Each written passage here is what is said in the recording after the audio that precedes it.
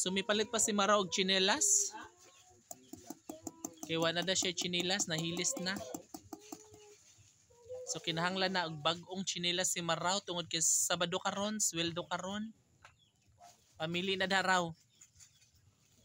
Ayaw nagpaglangas diha.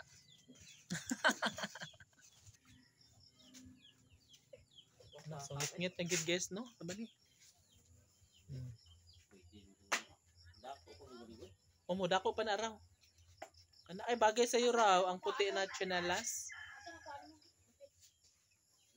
So mukha mo lang siya ng 100 pila ba siya? Ay barato ra, 120. Mura ra kag mingadto sa merkado. So hayag-hayag pag noon guys, medyo ngit-ngit nga sulod kay walay suga lagi. So migwas ko hayag pa man siya. Di ba? Klaro pang atong kaanyag. Ereng! Asa mo day? Sige, ingat.